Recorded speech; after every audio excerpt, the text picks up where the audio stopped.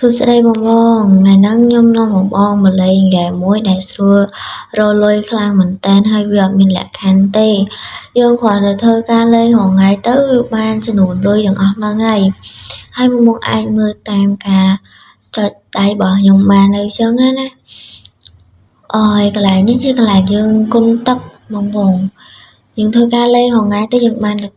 3ប្រអប់តែបើយើងរកបាន friend ច្រើនក៏យើងអាចទទួលបានប្រអប់នឹងបានដែរដើម្បីយកមកបើកយកលុយឬក៏យកទឹកនឹងអញ្ចឹងណាហើយបើសិនជាបងចង់លេងអីខ្ញុំដាក់ link នៅក្រោមវីដេអូហ្នឹងហើយកន្លែងមួយភាគច្រើនសុទ្ធតែបានលុយទាំងអស់ណាបងអត់មានកន្លែងណាអត់បានលុយទេគ្រាន់តែធ្វើការលេងរាល់ថ្ងៃទៅយើងអាចទទួលបានលុយហើយឥឡូវនេះខ្ញុំធ្វើការចូលទៅមើលកន្លែងនេះខ្ញុំដកលុយកន្លែងនេះខ្ញុំដកលុយបាន2ដងណាបងហើយឥឡូវហ្នឹងខ្ញុំធ្វើការតិចខ្ញុំនឹងលេងឲ្យបងមើលមកវាឲ្យកុំឲ្យថាបងអត់ចេះលេងអញ្ចឹងណាឥឡូវខ្ញុំចូលលេងឲ្យបងមើលហើយយើងធ្វើការចាក់ពណ៌ឲ្យត្រូវពណ៌គ្នាបន្តិចទៅតិចទៀតវានឹងលោតវីដេអូឲ្យយើងមើលហើយយើង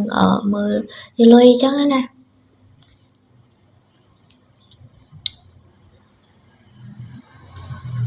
ហ្នឹងហើយឥឡូវវាលោតមកហើយកន្លែងនេះខ្ញុំធ្វើការរំលងចោលបន្តិចចុះកុំឲ្យវាវែងពេកអញ្ចឹងណាបងឥឡូវហ្នឹងខ្ញុំលេងតាមមួយវគ្គហ្នឹងបានហើយបងបើសិនជាបងមានចង្អល់អីអាច comment សួរបានចង់វីដេអូហ្នឹងអត់មានអីច្រើនទេបងគ្រាន់តែផ្ដាំទៅបងដែលគាត់ចង់លេងហ្គេមហោលុយអញ្ចឹងណា